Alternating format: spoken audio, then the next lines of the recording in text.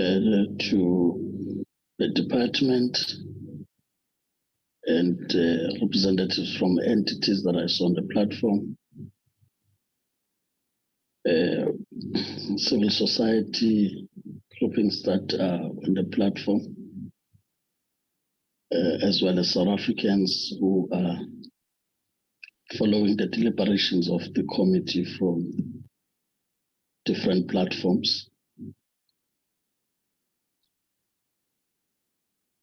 Of course, I was still checking if we also have the political leadership as leading the department in already about, but maybe that's something we'll deal with it in the apologies.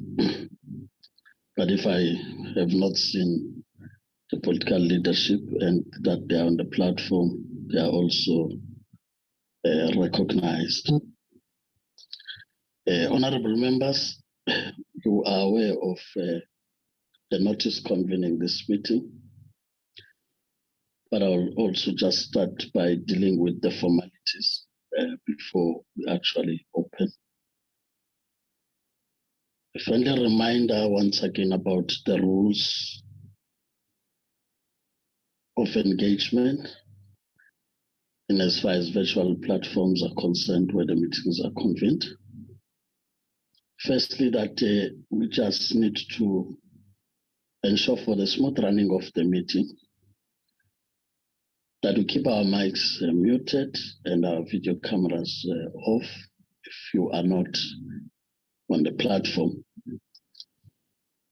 You will then unmute your mic and switch on your video camera once you are recognized by the chairperson. And this would also apply in the points of order. That when a point of order is raised, you will first have to be recognized by the chair before you unmute your mic. And once recognized, you'll then proceed to raise that. Of course, we're advised not to raise unnecessary point of orders in a way that collapses the running of the meeting on this platform.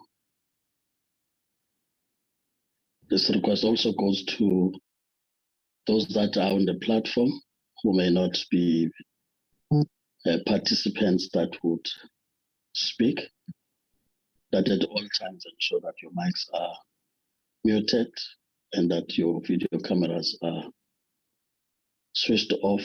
This would be the case even when you may have lost connectivity and have to connect back to the meeting, that you will do the same. Ensure that you join with your mic muted and your video camera off, as background sounds may distract the speaker that may be on the platform at the time. I take it that we will always remember this throughout the proceedings of the meeting. Of course, we do understand that there may be connectivity challenges in this regard. If a need arises that you need to switch off your video camera, please ensure that you alert the chair that you are experiencing such and that you are allowed to proceed without your video camera on. Otherwise, under normal circumstances, we have to ensure that once you are recognized, your mic is unmuted and your video camera is on, just to also assist those that are following the deliberations to be able to identify the speaker that's on the platform.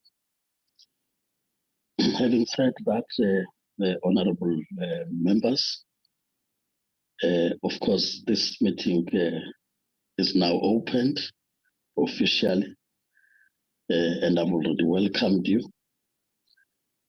Of course, as I said, I would not really take much of the time.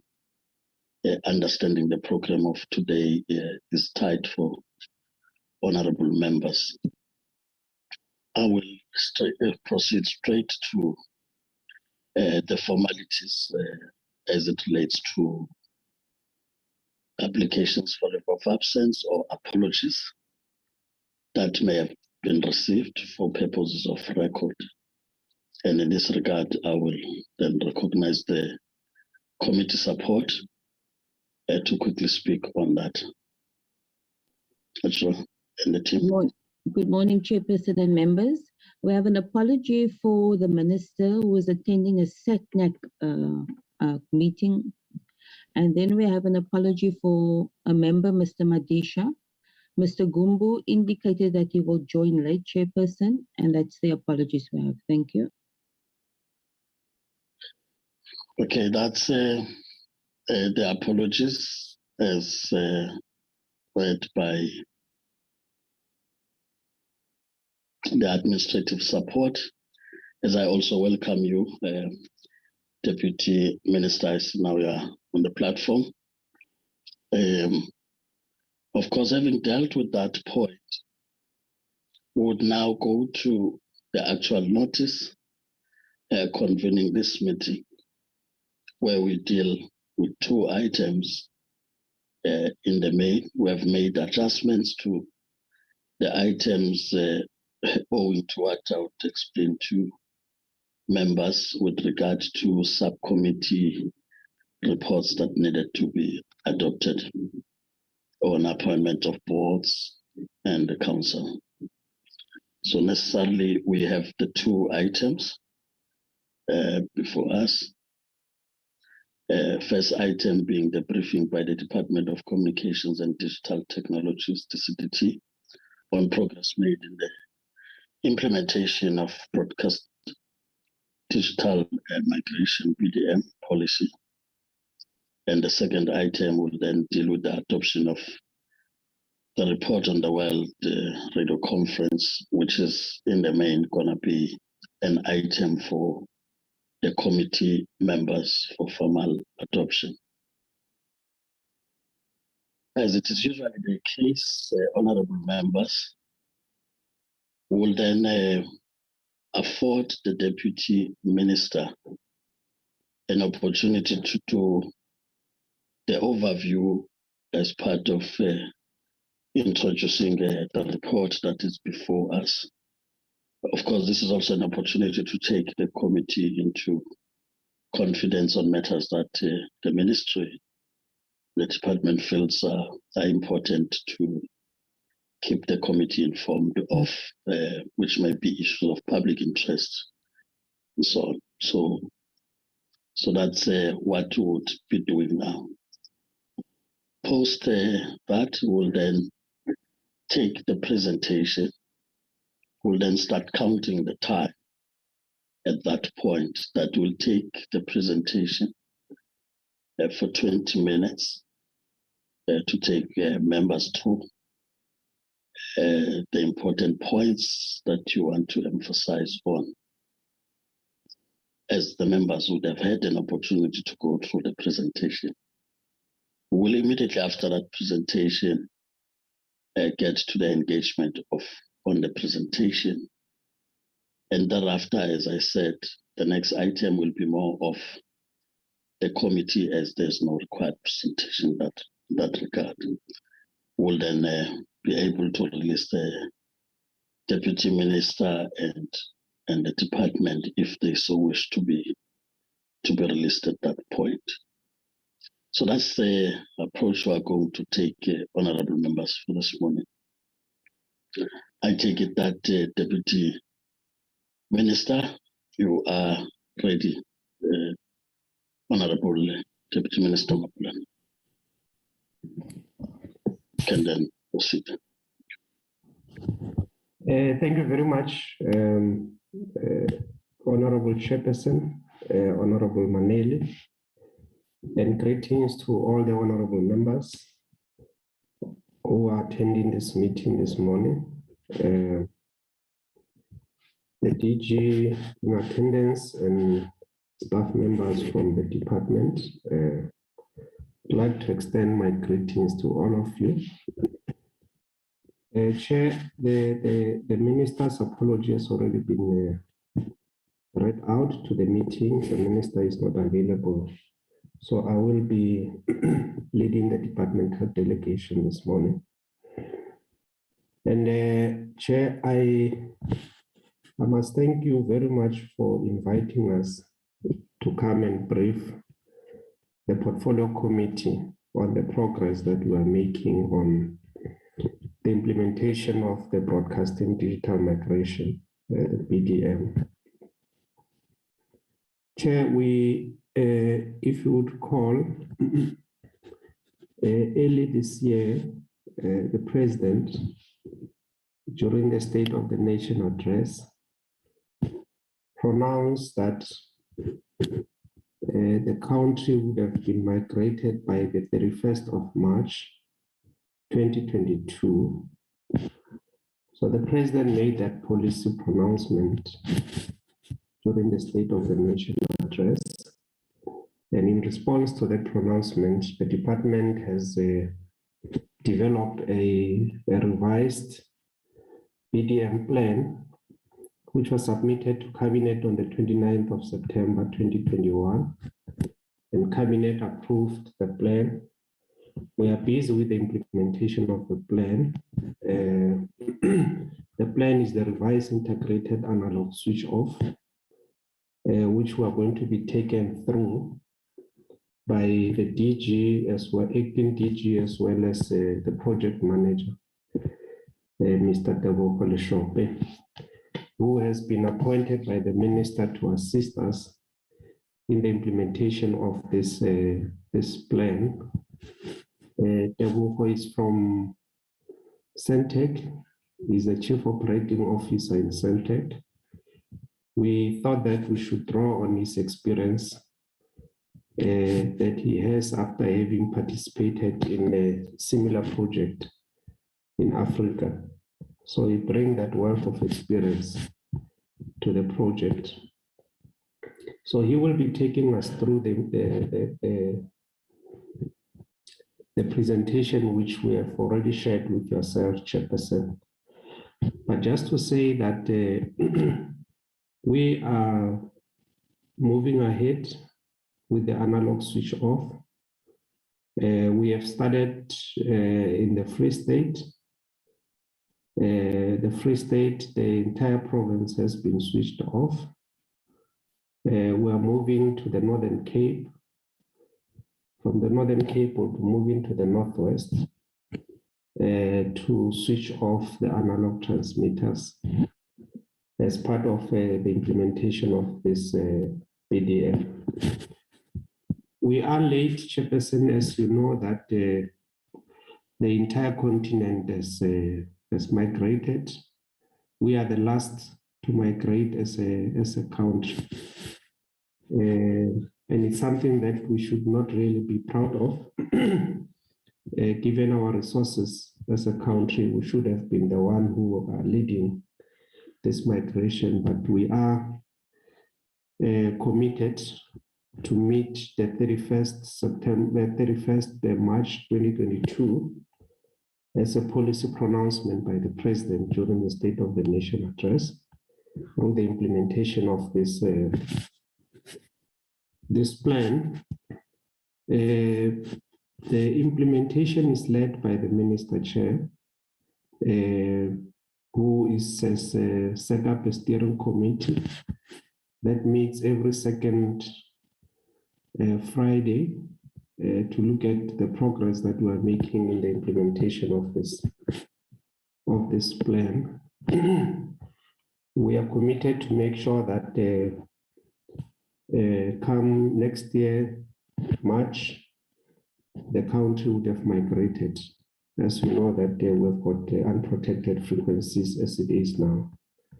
So, Chair, I'm going to ask that the DG, if you do allow, the DG introduces, and then Debo is ultimately going to take us through the entire presentation. Thank you very much, Chairperson.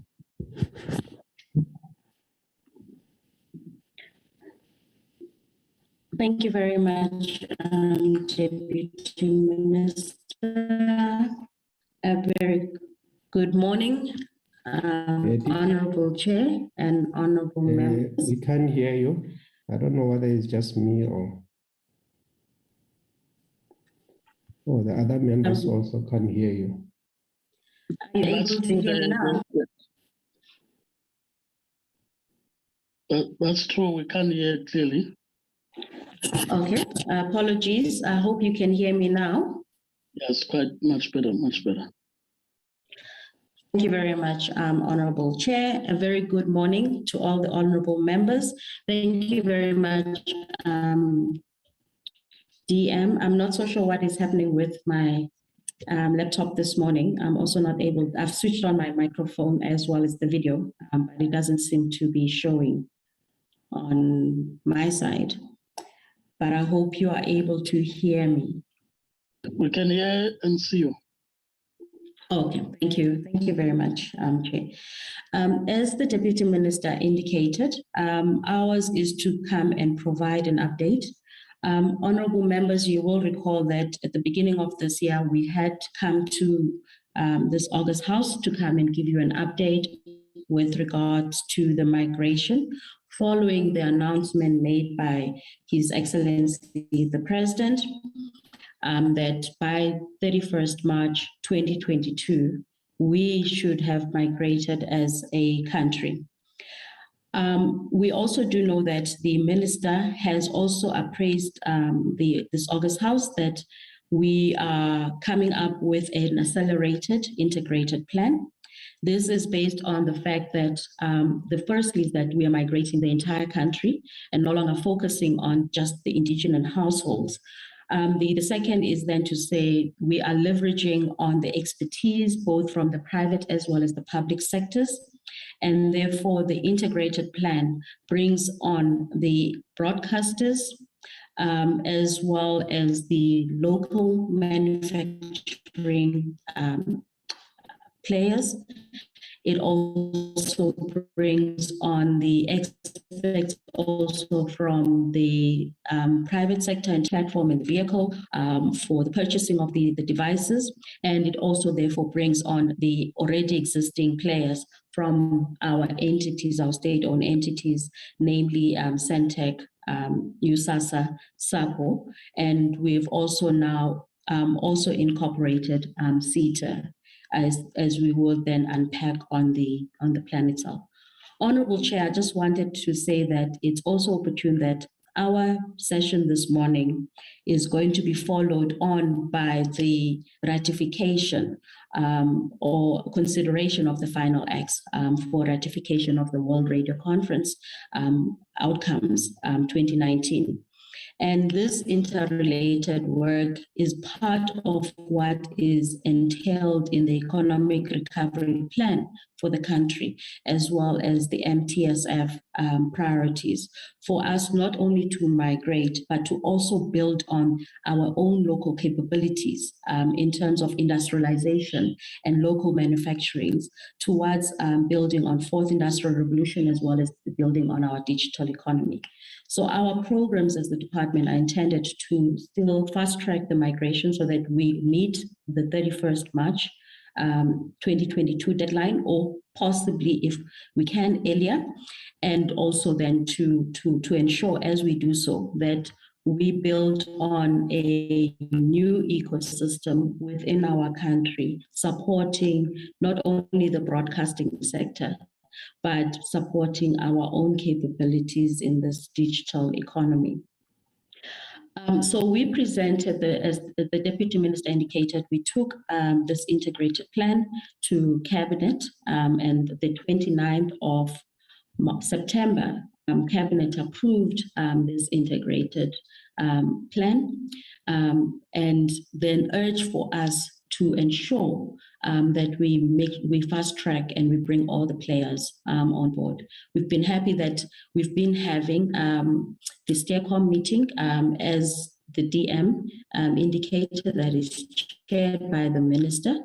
And the STEERCOM is looking at the implementation, and the Deputy Minister has alluded on the progress and the successes to date.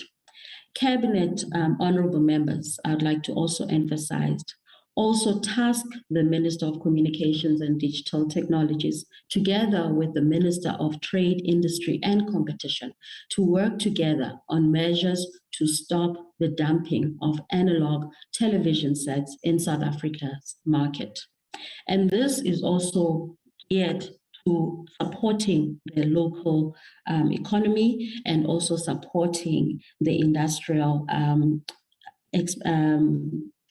people who would, or manufacturers, sorry, within the space who can possibly then produce local devices, not only for the South African market.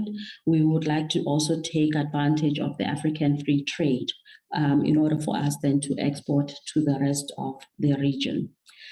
So it is those key programs that we are trying to fast track, Chair and honorable members. And we are hoping, therefore, that with the support from all, including from the honorable members in Parliament, we will then be able to achieve that. I also would like to indicate that up to now, we've also had a budget. As it was indicated, you will recall that ICASA remains a key player in as far as being the fund manager for this program. This is in replacement of the voucher, electronic voucher system, as well as the vouchers that we would be giving out. This is talking to part of mitigating our risk in as far as not only for the government to be the ones driving this project, but the collaboration between the private and the public sectors. We will therefore be able to deliver on the set-top boxes to the households for both the indigenous households that we are targeting, as well as also the free-to-air households who will not be subsidized, to ensure that they also get the necessary devices for them to be able to continue to view programs on broadcasting platforms. I would like to then ask Mr. Tebogo Leshope, through you, with your permission, Chair, if he could take us through the presentation. As DM indicated, Mr. Leshope is the COO at Centec. However, for the purpose of our today, in terms of the engagement, he's actually the project manager. Centec has seconded him to then drive this project, as he had equally driven SADC's migration program from 2012 to 2015. Chair, I also would like to acknowledge that this morning we are joined by the officials in the department. We have Ms. Tseho Mpete, who is in the PMO for the BDM in the department, together with, I think, the officials led by in the ministry, Chief of Staff, and also from the department as well. Also present are the CEO of Centec, the CEO of ICASA, as well as then the representative from SAPO as well. So I'd like to hand over to Mr. Tebogo Leshope to take us through the presentation.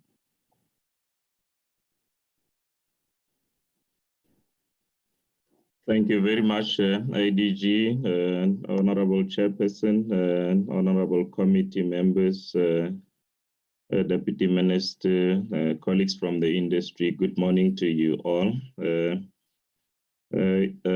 We want to give committee an update in terms of the model that we have adopted. So we are doing this in a presentation format.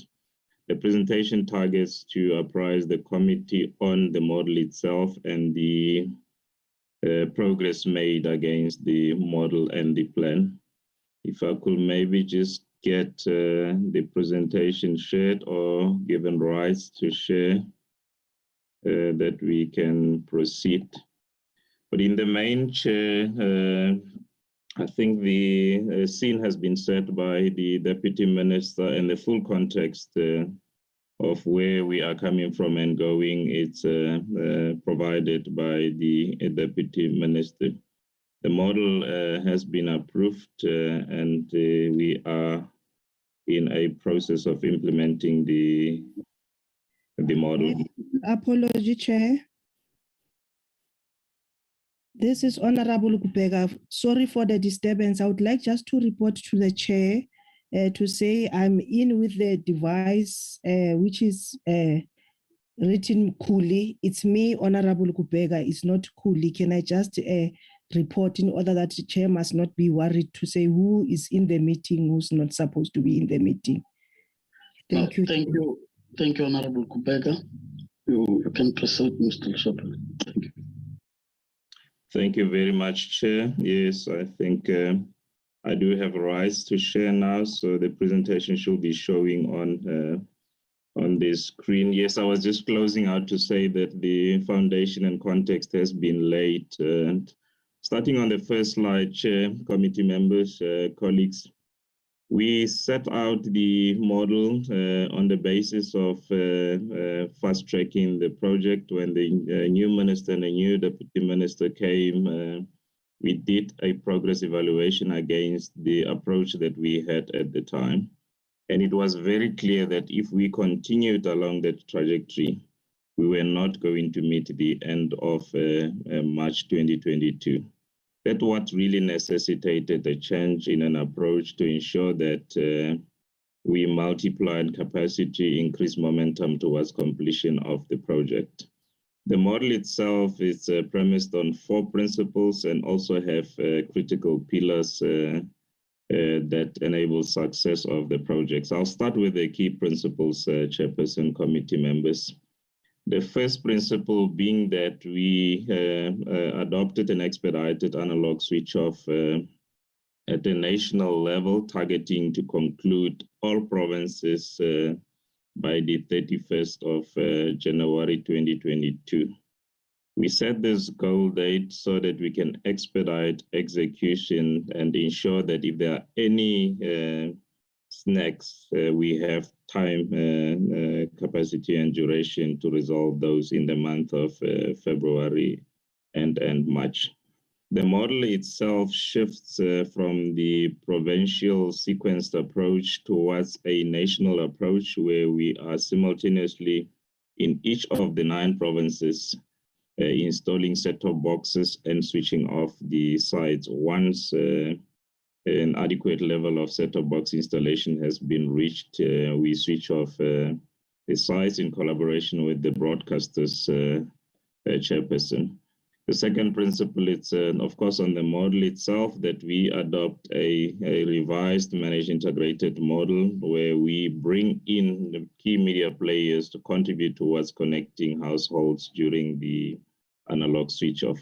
So you will recall that we had an approach where we were using a government subsidized set-top box.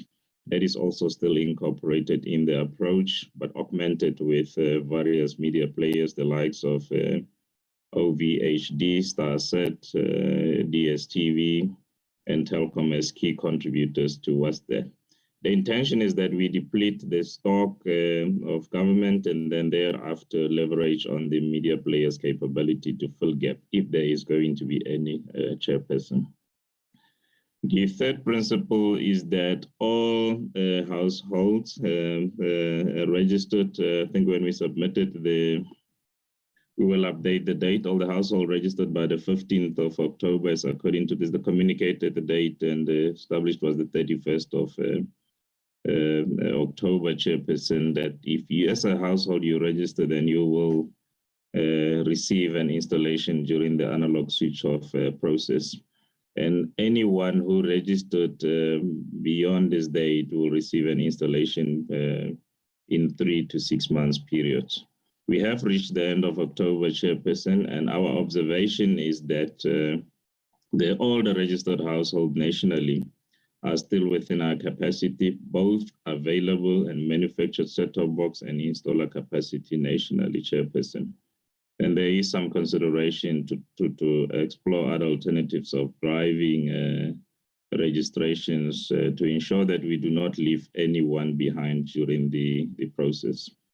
And then the fourth principle, because we're leveraging multiple partners, different capacities and processes, our approach is to allocate devices, distribution and installation to each one of the participants, but we do not lock ourselves to any in terms of the quantities. We are going to use the capability and capacity to install to determine who gets how many set-top boxes. So we adopt a statistical approach based on your capability. We'll do analysis and then say, yes, you are able to do more and allocate more set-top boxes to that particular partner chairperson.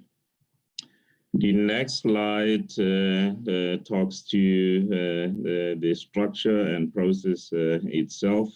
Following the cabinet approval, the minister established a steering committee. She chairs the steering committee, and the deputy minister also attends. The steering committee is made of decision makers from each of the participating entities, CEOs, necessary authorities sit on the steering committee, and the project manager and the departments also sit at the steering committee.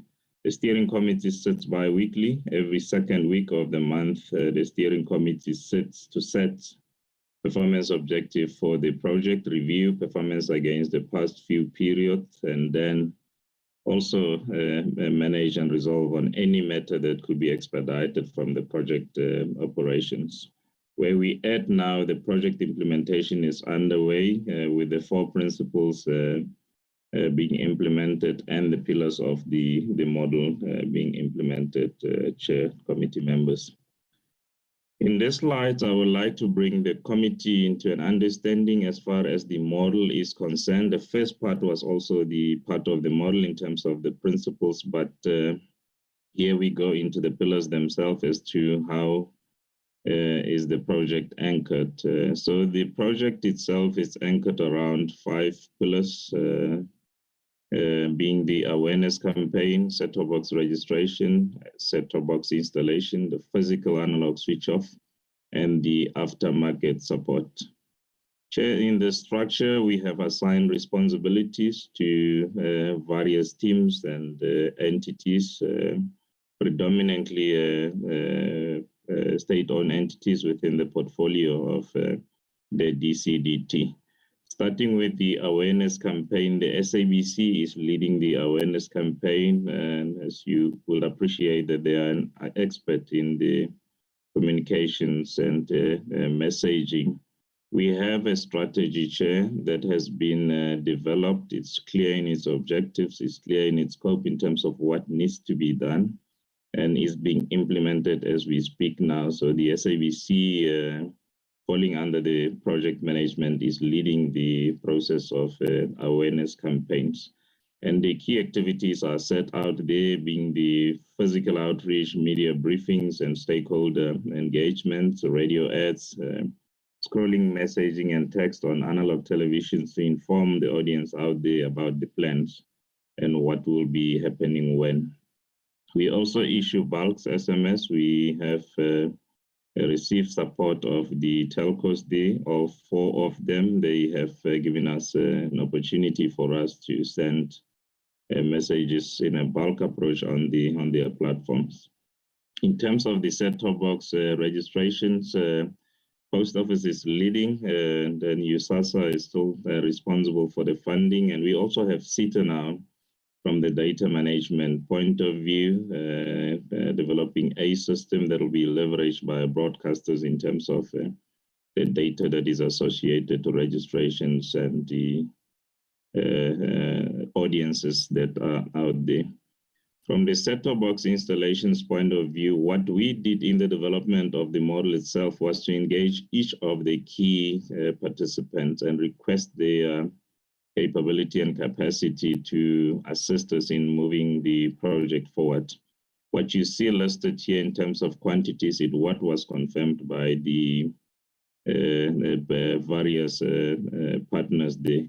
We are far below what has been confirmed in terms of capacity from a registration point of view, and we will leverage as and when we proceed. So we have Centex still taking charge of the subsidized set-top boxes. We've talked about 860,000. The capacity they confirms that they could do up to 900,000 installations within this period. OVHD came back to say within this period they will be able to do about 400,000, Starset 100,000, and Telkom about 1.1 million. And from a registration point of view, we are sitting at about total registration nationally. We'll talk to this, which is far lesser than this confirmed capacity by each of the partners.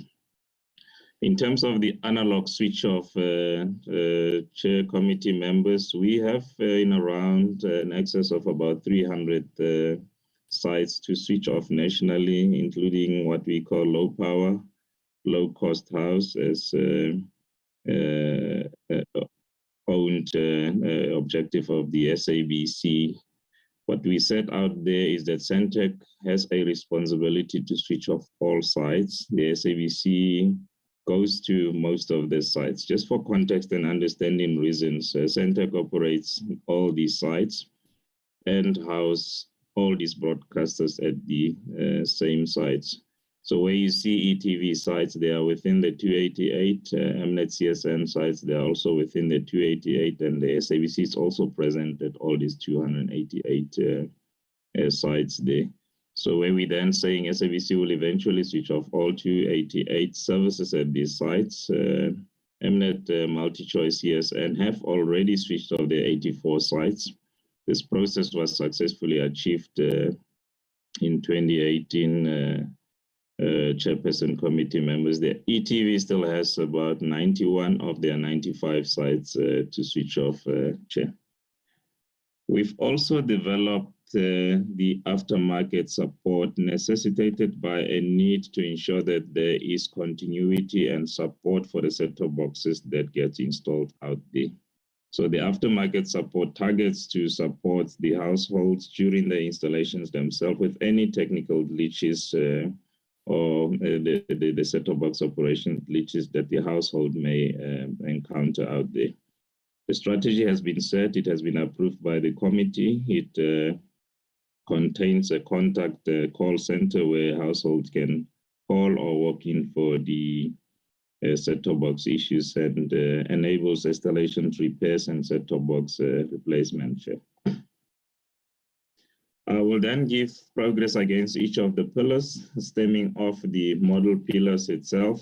So I'll give progress in terms of how we're doing on each of these pillars, Chairperson. Starting with the awareness campaign, Chairperson, the strategy has been approved by the steering committee. It is fully funded. It is in operations and progress has been made against this, where we have national messaging running on the analog televisions. Our minister had a briefing session on the 5th of October to take to the public and the industry leaders the plan and the model and objectives, and also make a call for registrations for households to register to receive the government support, and also communicate what needs to be done if you are not eligible for government support. We've also had live engagements. Our minister appeared on Morning Live, and there has been 10 radio engagements with the various the leaders there, the minister leading, deputy minister leading, and the project team also participating. Live reads on all 106 community radio stations. Community broadcasters feel strong that they have value to add in this program, and we agree with them, so we made them part of the communication strategy, and they are enabling messaging out there. The messaging is scripted and translated to all 11 languages. We have live reads on all 11 languages on SABC, public service, SABC 1, 2, 3, and social media platforms of various entities there. And there has been physical meetings, physical visitations by Minister and Deputy Minister to the Eastern Cape, Free State, Northwest, and Limpopo province. This week we are in the Northern Cape, and the journey continues in terms of creation of the awareness. The STB registrations and data management system itself, progress against this. When the cabinet approved the model, the minister made a call for registrations to improve the numbers of eligible and ensure that we do not leave anyone behind. As at the end of October, Chair, committee members, we observed a growth of 48,453 new registration in 1 month, bringing the total registrations to 1.2 million. We're also monitoring November, and our anticipation is that we will reach the same height in terms of new registrations. So we are expecting that on average about 50,000 new registrations will be recorded on a monthly basis. Progress for the month of November is around 30,000 new applications that have already been captured. In terms of the STV installations, we currently busy in the 5 provinces, closing out in the Free State as the sites has already been switched off there. But we active with the physical installations scaling in the Northern Cape, Northwest, Limpopo and Mpumalanga, and we're leaving installers in the Free State that may come. And then also the capacities left on the ground to manage any operational challenge.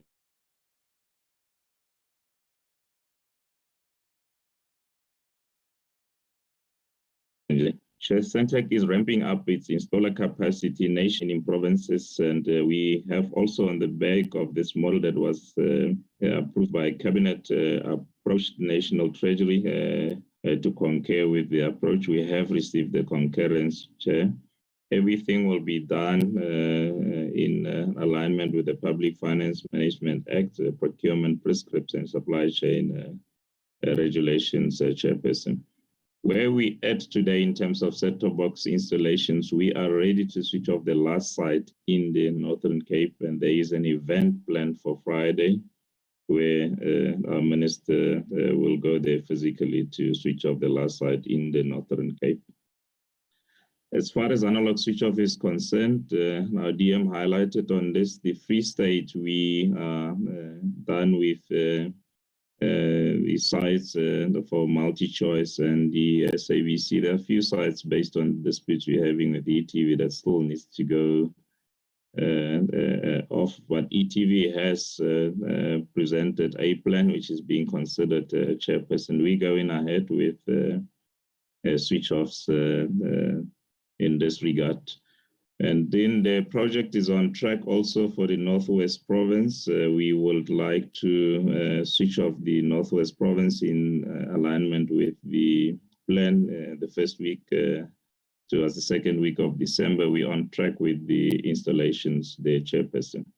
To date, a total of 113 analog sites have been switched off, and we're saying compared to 105 when we went to Cabinet. So there is progress. We are continuing to install and then switch off sites nationally, Chairperson. So here's just a summary of distribution of sites in terms of how many sites are in each of the provinces and how many sites have been switched off, how many sites are allocated to the SABC and how many to ETV. MNet CSN has already achieved switch off, national switch off at all their 84 sites. So we're currently dealing with E and SABC. On this slide, it's just an illustration of progress against the total number of sites in each of the provinces that has been made. Take into consideration ETV met. Looking at the Free State province, the sites that we had planned to switch off, Chair, has been successfully switched off. The Northern Cape, the sites that is remaining is one site, main site in Uppington. We're switching that one off in the month of November. Now it's set out that it will be switched off during the second week of November. We were ready last week already, and we were just waiting for this week to officially switch off. The activities in the Northwest, in the region of 80s, 90s, towards concluding. Limpopo, I will say sub 30%, and then Mpumalanga at about 10 to 20% there.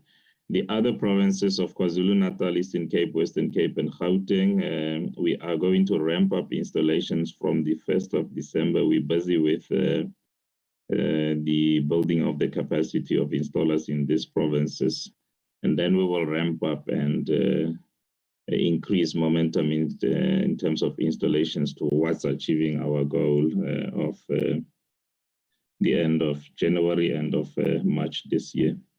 This the time, a roadmap has been set and communicated out there, where we set out key activities that needs to be undertaken to succeed on the project itself. The first area of focus was stakeholder engagements, capacitating the program and reorganizing. Creation of awareness has started. It is going to continue all the way to the end Jan and March, and maybe beyond that date in case in matters related to support, because the operations of the platforms itself exist beyond the end of March. So the timelines are as set. The Free State, end of October, we are done there. The Northern Cape, second week of November, we are ready. The Northwest, first, second week of December, we are on track to achieve that. And then the Mpumalanga. And then Mpumalanga and Limpopo will be the next sites to be switched off, and then the remaining Eastern Cape, KZN, Western Cape, and Gauteng province.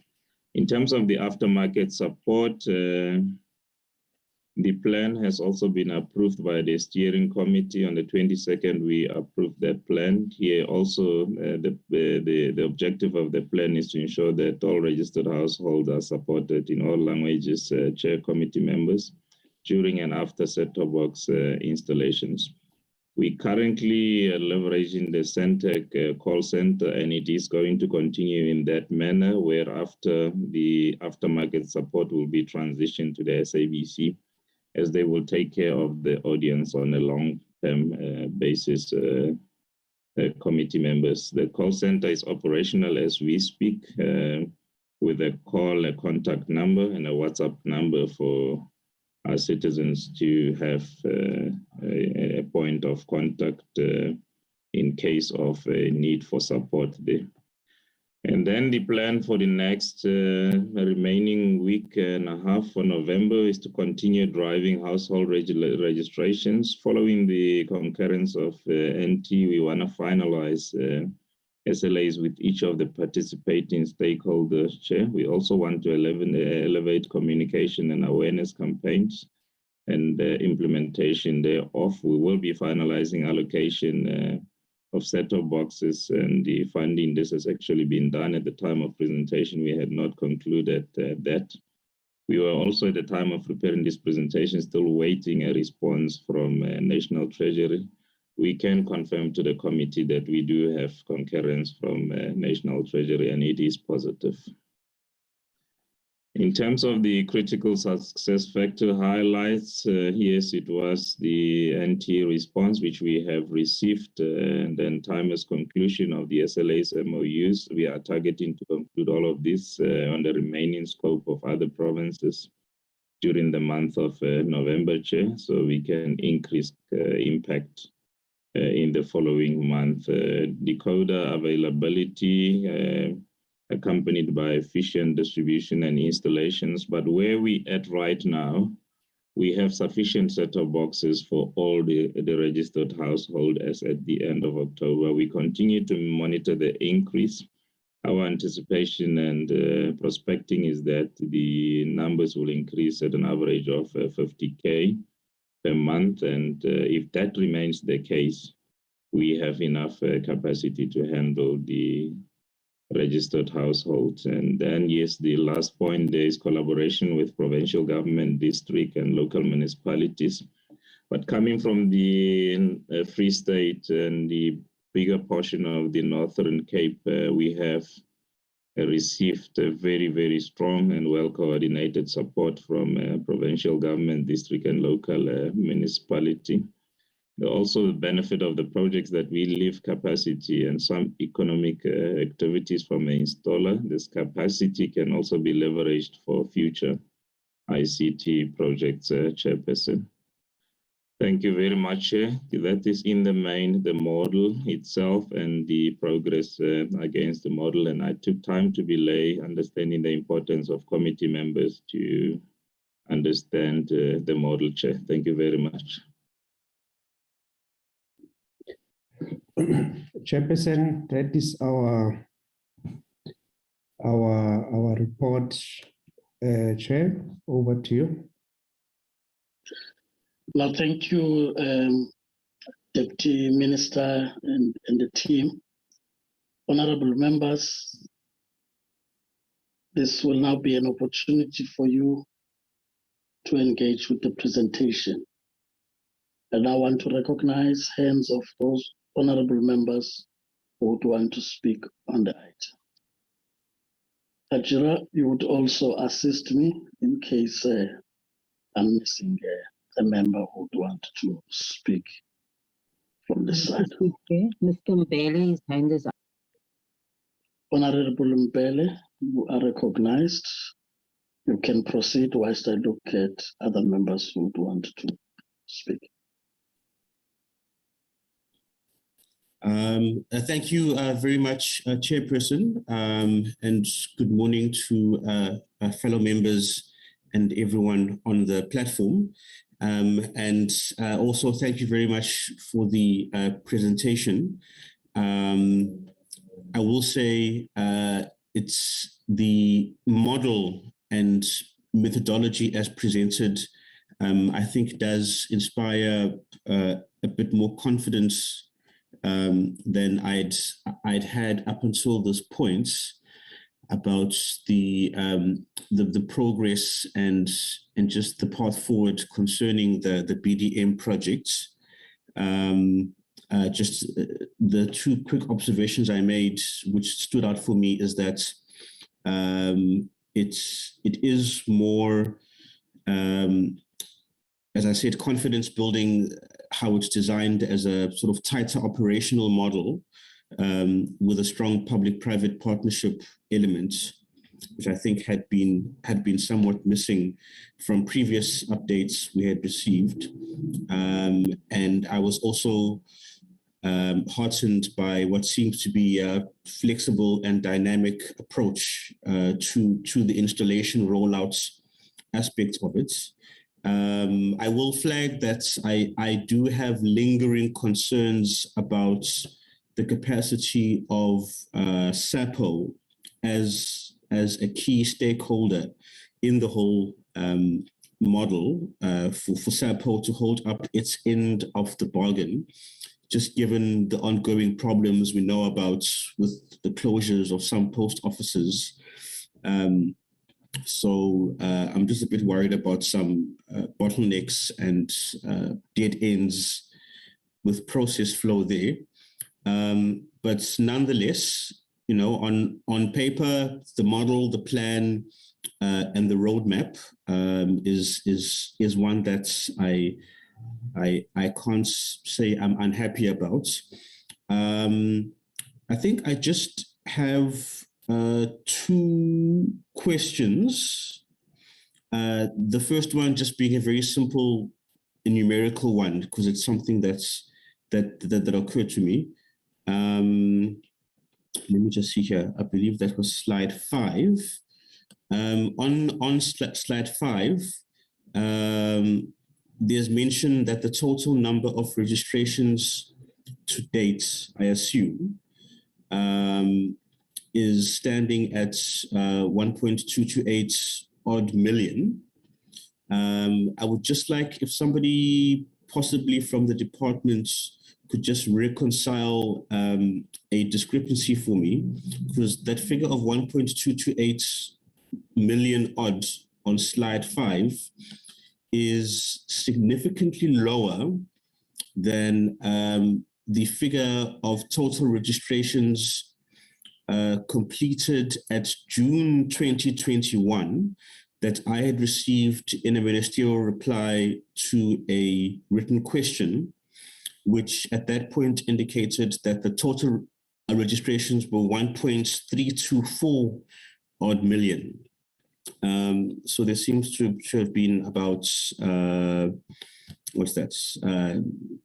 Actually close to sort of 100 million registrations, at least as per the figures given, that seems to have dropped down. There's been a decline in those registrations within a period of about, what's that, 6 months.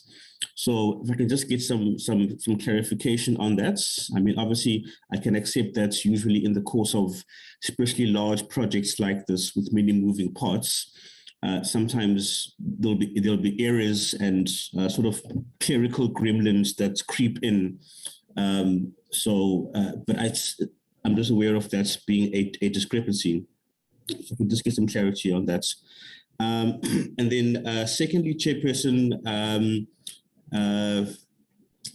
if we can just get an assurance and possibly, what's the word? Yeah, just an assurance and maybe just a sense of concrete clarity as to whether from slide 12, all of these quite key commitments and mechanisms that need to be in place that are stated as still needing to be finalized. I do acknowledge that the last point about engagements with National Treasury has been concluded, and there's been the concurrence given for the necessary deviations. But when I read bullet points like the master service level agreement with stakeholders, the allocation and funding model, allocation delivery and funding model still needs to be finalized on the 23rd of November. It's a bit of a sort of a wincing moment. So just maybe some further elaboration and clarity about whether that finalization is in the pipeline, and we can confidently say that there aren't going to be any hold ups there, because if the idea is to get the large chunk of the practical work done by the end of January, which I applaud as well, rather set an early soft deadline and give oneself a margin and some breathing room to adjust in the last 2 months of the time frame. But if these finalizations are still at sort of draft stage as we inch towards end November, then there is some unease as to whether that end January 2022 soft deadline is then going to be met meaningfully. That's all from me, Chair. I hope those two questions were clear and able to be responded to. Thanks very much. Thank you, Honorable Mbele. I'm not sure, Ajira, if there's any other hint that I may not be seeing. I don't see any other hand, Chair. Okay, probably given that the presentation would have been understood, just as you would be responding to the questions raised by Honorable Mbele, so that you just respond at once comprehensively. I think just a few points observed that one would want to raise. Firstly, on the part of the communications side, which you call the awareness, having listened to the adverts myself, it would appear that the emphasis has been more on the subsidized market, which is that is funded by government through the installation of the stock that you already have on set-top boxes, and that there may be a need to really trump up the messaging as it relates to those that are in the unsubsidized market, including where they are able to access this.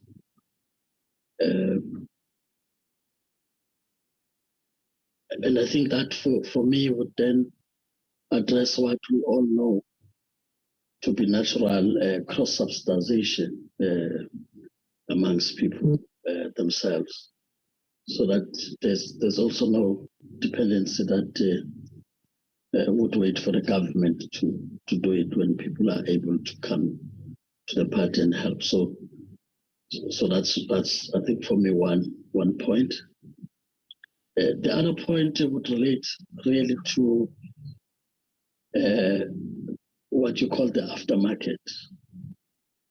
But the part I want to emphasize on would probably be a point to look at how you bring the households on board, the broadcasters on board to what their service providers, post your call centers and so on. That at the time of these equipment that would have been installed for them to access the service, that when they become obsolete and they would have expired in terms of warranty, how do we ensure that there's no disruption of service such that that was meant to be good is regarded as now an impediment for people to access the service that they used to be able to access. So for me, those two questions would be, I think, immediate points that South Africans may probably also want to hear. Maybe from just a point of view that with the ICASA and Centec, which then also affected department as far as the Auditor General is concerned, looking at the reconciliations numbers for installations, then the income generated from that. Now that you have more players on board, whether there are mechanisms in place from a point of controls that would not have the repeat finding on such matters. So those would be three questions in addition to what the Honorable Mbele would have raised, so that you just respond comprehensively. Otherwise, the presentation is well received by members, including the dates being brought forward, allowing for any challenges that may happen in reaching the actual date committed to the country, which is the end of March. Will be directed by you, Deputy Minister, how you want to respond, whether you want to give the team first and then deal with the gaps as you make your political conclusion, or you would want to direct it from the front. Otherwise, it's up to you now to respond. Thank you. Thank you very much, Chair, and thanks to Honorable Mbele for the questions.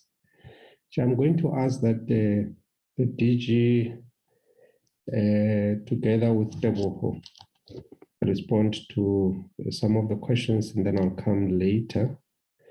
There is a question about discrepancies, which I'd like the DG just to have a look at that and see if we can respond. And the other questions, there is the acting CEO of ICASA. I would also like her just to take that question that relates to ICASA's AG's findings, and then I'll come at the end. So maybe we'll start with ICASA and then get the Teboho and then the DG, and then I'll come.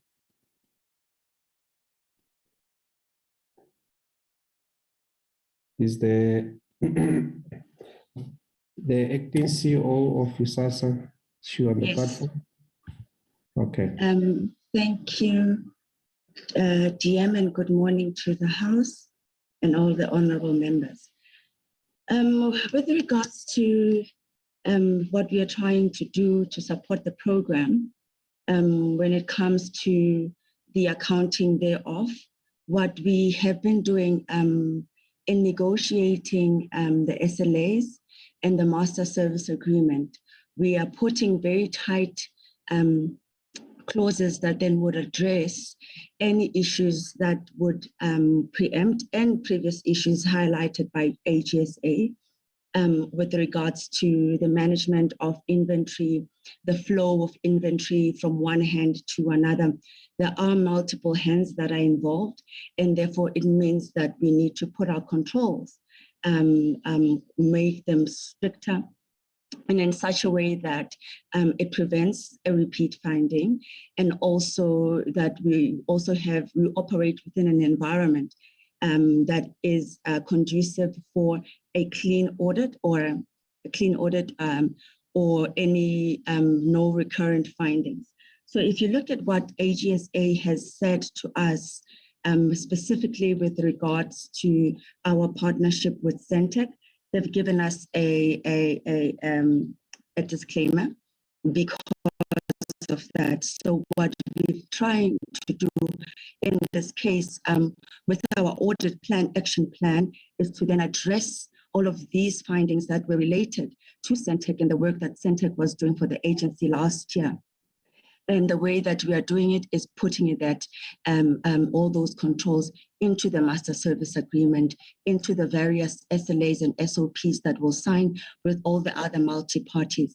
So we were also thinking and suggested this, that we actually create an environment or a subcommittee of all auditors of all the parties that are related, so that even the audit environment comes and the behavior starts really just from the entities, and all entities share the same sort of mindset and caution, and also build an environment of audit within their own environment, which then translates into this program.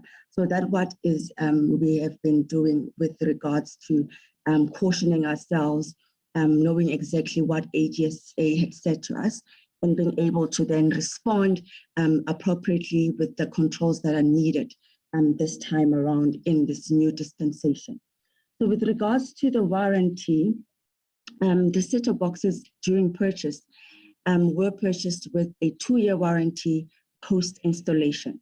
So what that means is that as the boxes are sealed at SAPO, the warranty remains intact up until the day of installation. We have a reverse logistics system that's going with SAPO, and Centec is quite aware on how we are operating in that environment of the reverse logistics. So many service providers have provided us with buffers, and what with the buffer is that we are able to then do a swap of any repairs or swap of any faulty. We then take the faulty, bring them back to the manufacturers that are still available in the market or that still exists, and the ones that do not exist, we are pursuing other legal measures to deal with those in an event that it escalates over and above the ordered buffer that was provided initially when the stock was delivered into the various SAPO warehouses. Thank you. Thank you very much. Thank you very much, CEO, Ms. Matikizela. Tebogo. Thank you, dear.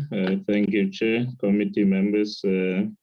Yes, the questions are appreciated. Yes, starting with Honorable Mbele's remarks, they are highly appreciated, Honorable Mbele. We shall do our best to keep things tight, above board, and as professional as we can. In terms of the number of registrations, the ADG will come on. Sorry, Tebo, are you able to switch on your video? Okay. Thank you. Thank you. Yes, there was a question raised as to whether all the outstanding issues will be handled within the planned timeline.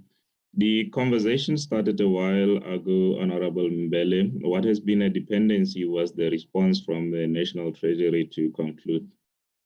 So the base work and the drafts has been concluded. The engagement between parties has been in progress. So the activities are near completion. So we've given ourselves this week and a half to just put signatures, conclude any other outstanding matters, and put signatures on the document. So from the project point of view, we can assure that the work has already started. Each of these members sits at the steering committee, and the issues coming out of these deliberations have all been addressed. So the main outstanding on some of these key agreements is really signing the models. The approach has been engaged on honorable members and chair.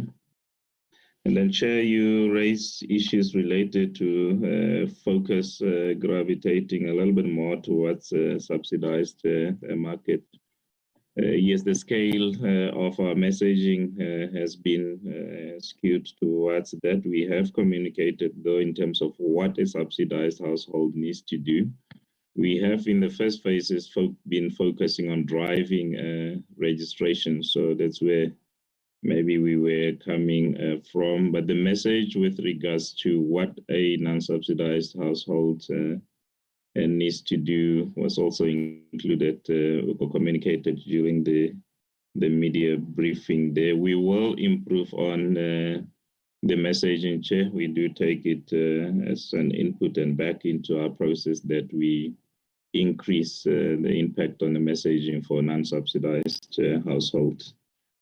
The aftermarket support and continuity of the service and the integrity of the installations, it is provided for. The 24 months will provide for continuity of the services and the quality of installations for the first the 2 years. But we are looking at this issue a little bit medium to long term, not just for the period of the warranty period. And we have started conversations with these partners that we are working with to say that, you know, in cases where we realize that the set-top box is approaching end of life, we need to explore replacing the set-top box with a future fit device. So we will enhance the model to ensure, but long-term from the maintenance and support point of view of the service, in consideration of your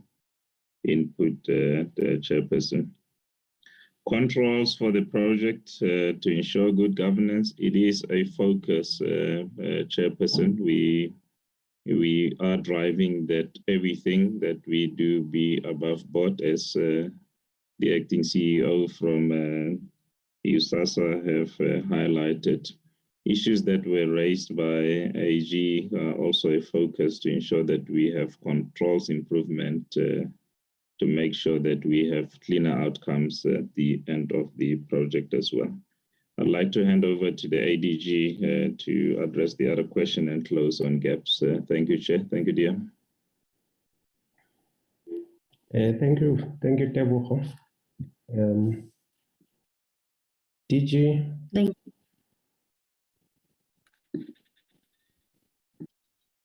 Yes, thank you, dear.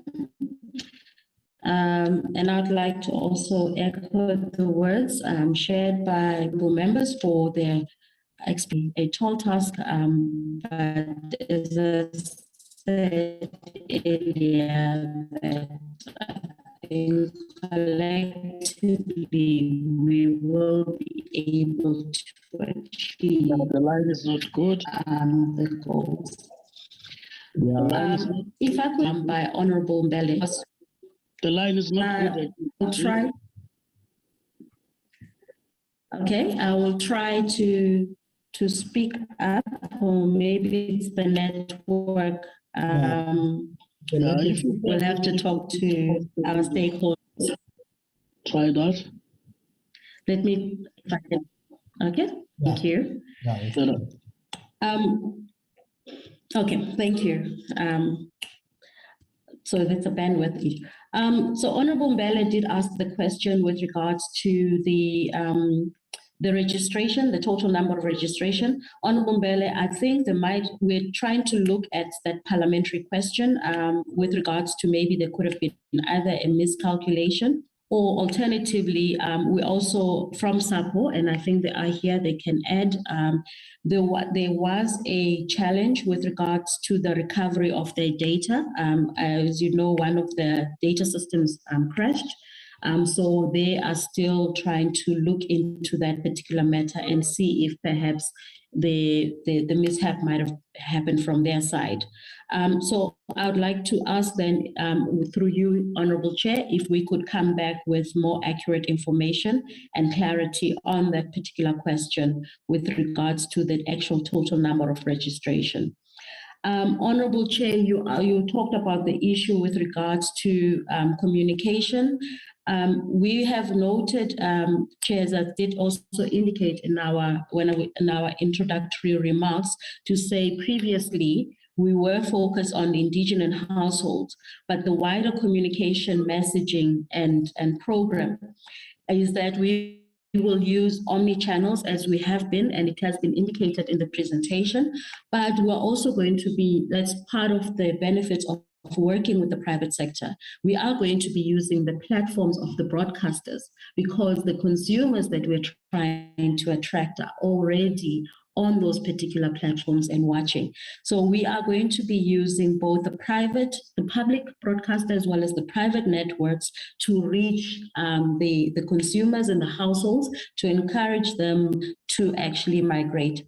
Part of our message, which we've already rolled out, is indicating that if you have a certain type of a television, which is basically IDTV ready, you can actually tune it in order then to be able to get the frequencies in broadcasting, the broadcasting frequencies. Alternatively, you need to go to your nearest retailer to purchase then a device. We're also encouraging to say there's particular stickers that you would need to look at that will also then tell you the correct type if you are looking to already purchase an IDTV in the stores, the ones that are already digitally ready. Part of our messaging is also going is also actually at the registration point. After registration, which is done through SAPO, if you do not qualify for a subsidized decoder, we would actually pass on that message, but would also encourage you to seek to engage any of the broadcasters to then get the necessary device for yourselves. So there is also a part of the behind office communication that is taking place between SAPO as well as then the broadcasters in terms of sharing of data as well.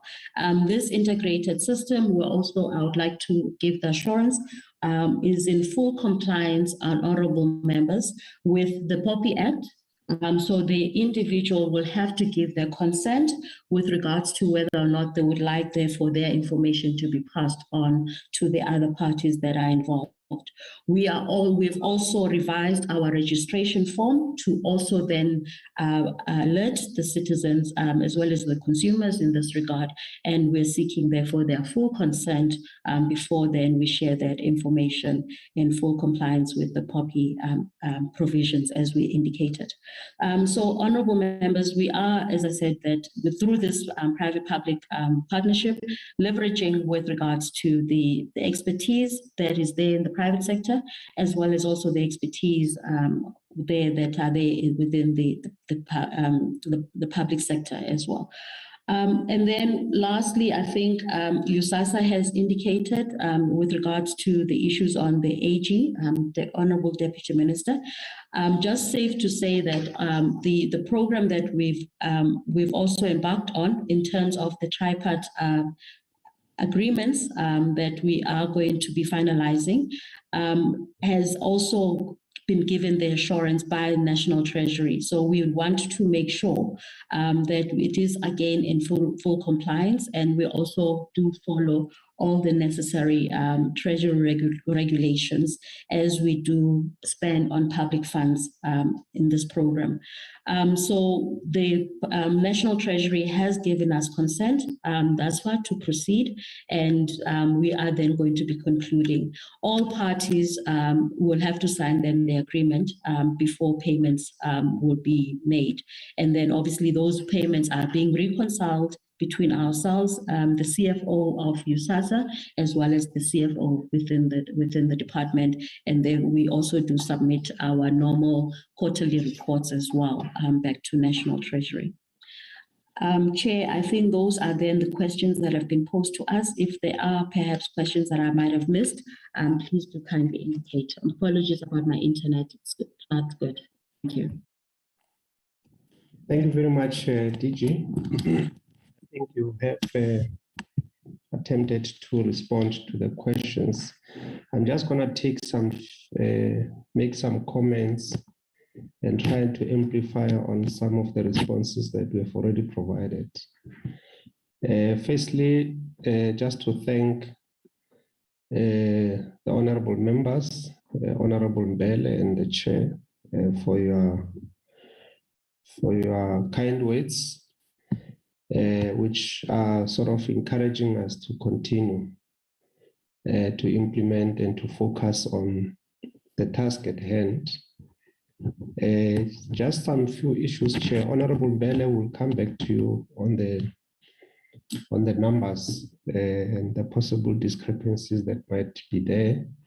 We'll have to verify these numbers with the SAPO. As you know, SAPO is the one that is responsible for the registration. All the qualifying households are going to the post office to register, so they keep that data. So we'll have to verify with them, and then as the acting DG is saying, we will respond to that in writing. Honorable Mbele identifies possible risks, which he says is a concern regarding the capacity of SAPO. Well, there are challenges, as you know, honorable members, with the South African Post Office that we are working on. We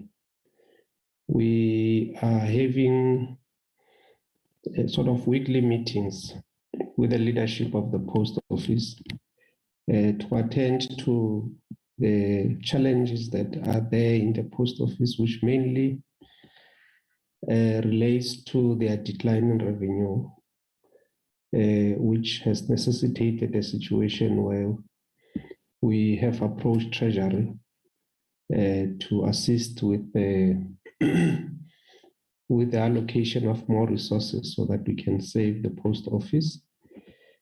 However, we think that the registration, because the Post Office is responsible for two things in this program, in this project. They are responsible for the registration, so indigent household can walk into any post office to register, supply the necessary documents, and the post office will then capture that. We think that the network of post offices that exist in the countries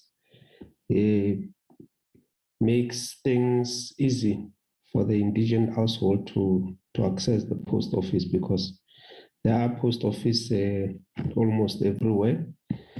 We know that some of them may be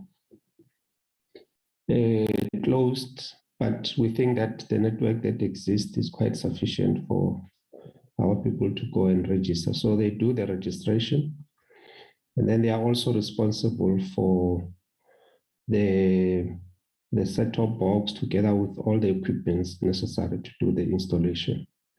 So they will keep that and hand it over to Centec, which will then do the registration. So we think that in as far as that task is concerned, they do have the capacity to handle that. Already they have handled the registration, and they are continuing with the further registrations.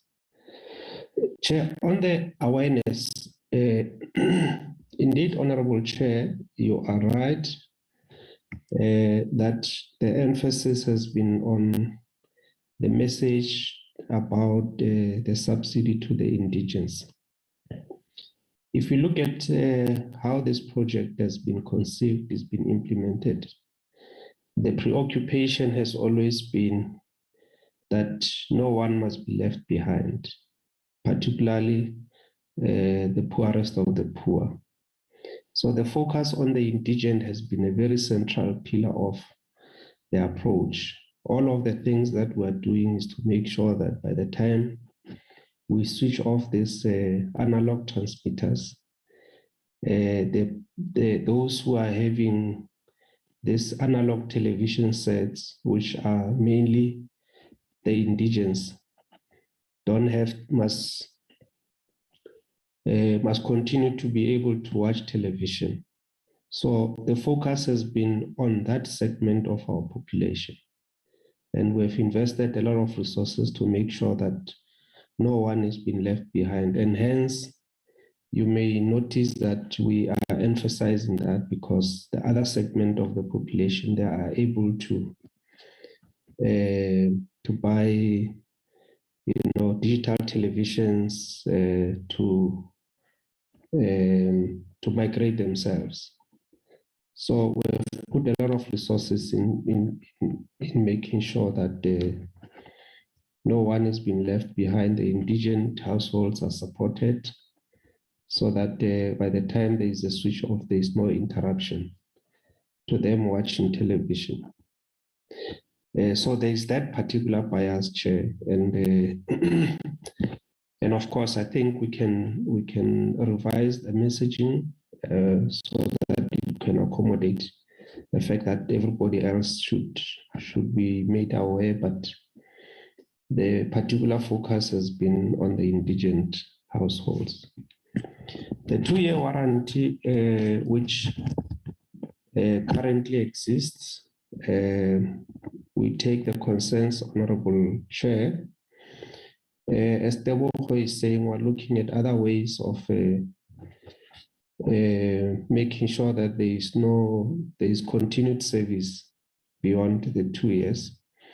Of course, it also speaks to the budget, as you know that we are operating within a tight fiscal environment. And so if we have to extend the service beyond that, it may also require that we approach Treasury to make such a request, but we take the point that you are making, Chair. Lastly, on my side, I think it will be remiss of us not to indicate the risks that might be posed to the successful completion of the project. And one of the risks that we are currently dealing with is a litigation by one of the stakeholders. We're exchanging documents now. We hope that it will not be necessary for the litigation to continue, that we will find each other together with this stakeholder, so that we avoid a situation where the courts will pronounce on this matter, which is basically a policy issue by the state. But as I say, there is still that hope that the parties will find each other, so that we avoid the risk that gets to be associated with the litigation, and to make sure that this project is successfully implemented by March next year. But otherwise, thank you very much, Chair, and thanks for your comments and your responses. So that constitutes our response to all the questions and the comments. Thank you. Thank you, Honorable Deputy Minister, and your team for the responses. I just want to check if there may be follow-up questions from members before we actually release the Deputy Minister and the team. Hajira, do you see any? No hands on the side, Chair. All right. Thank you, as I said once again, Deputy Minister and the team for coming before the committee to take us into confidence, but of course strengthen our resolve that would not be counted in the statistics of having not implemented this program, and that different models that get introduced are in the main about shortening the period whilst the quality delivery happens on the ground. I think that's how I want us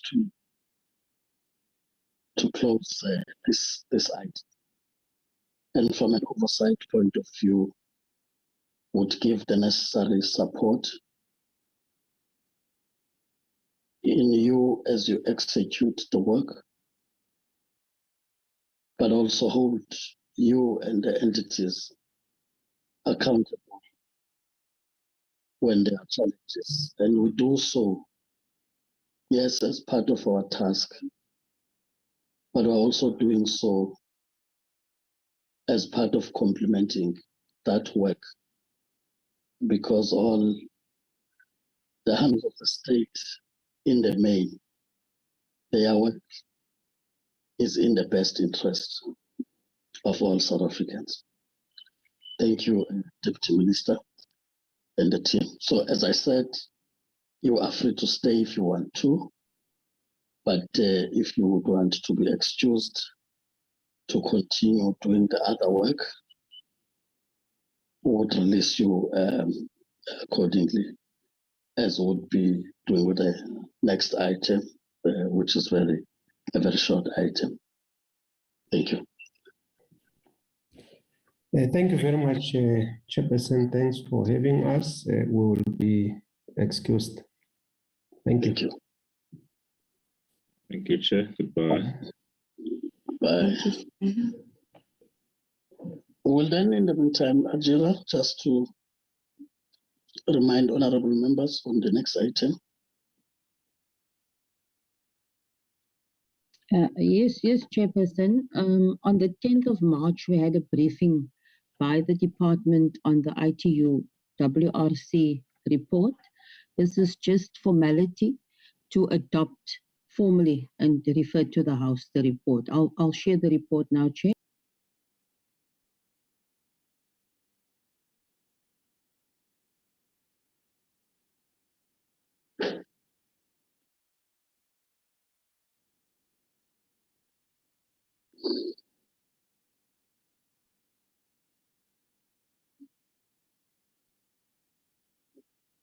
I hope I'm still audible.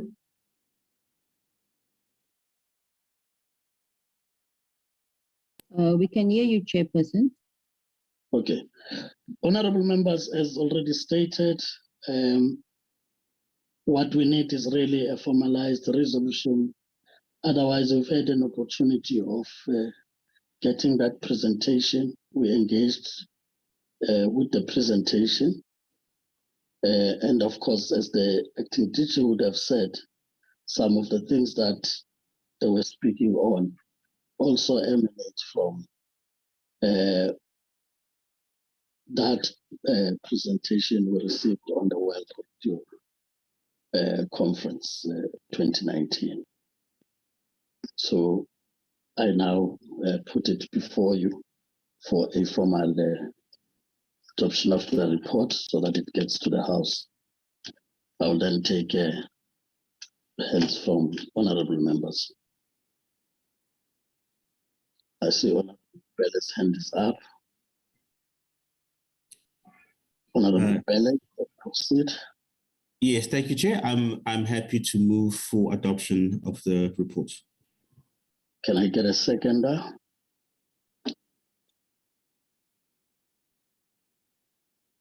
Can I get a seconder? Honorable Chair, it's Mthembu. I'm seconding an adoption. Honorable Mthembu seconds. I take it that there's no dissenting view. So no objection. And the report is agreed to. So that takes care of the reports that are before us. As I said, honorable members, I will deal with that amendment later on. There are a few things regarding what led to that. Firstly, that some of the candidates' SSA reports were still outstanding as we're preparing to come to this meeting. I think about 2 of them. The other point is that the subcommittee itself still needed to meet. And as I agreed in the meeting, I needed to consult with whips of the parties just to check on how best to prepare for such a meeting, because we would need a subcommittee first and then get to the actual committee for the adoption of the report.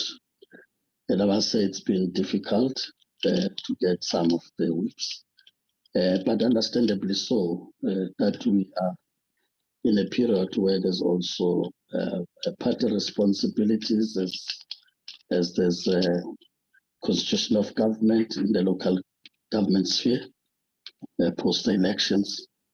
But please do come back to me, party whips, those who would know that they've not yet spoken to me about this matter, so that we prepare in such a way that we can have our report adopted by the committee, sent to the House, and where possible, persuade the House to fast track that,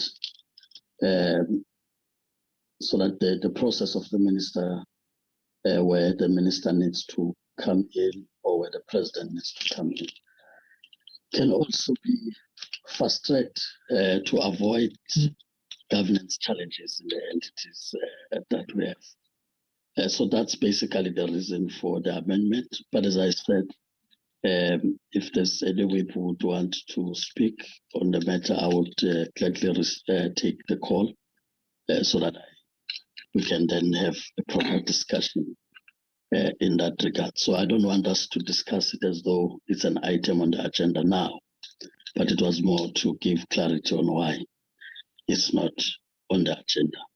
And I hope that's clarified. Of course, we are having a house today, of which one of our reports would be tabled in the house. And I hope to see you again in the house, honorable members. With that having been cleared, I take it that Hajira, as I said, that was the last item. That was the last item, Chair. All right, no, thank you. Then this takes us to the end of the meeting. The business of today has been fulfilled, and the meeting stays adjourned until we meet next time, honorable members. Thank you. Thank you, Chair. Thank you, Chair.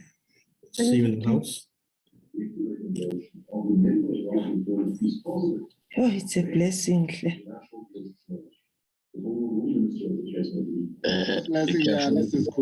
Be careful, honorable Kuli. Blessing, yeah, this is cool.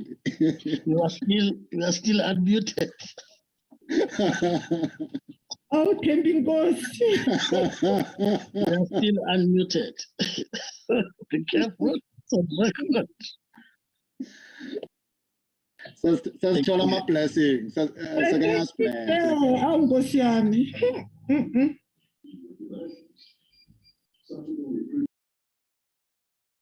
Record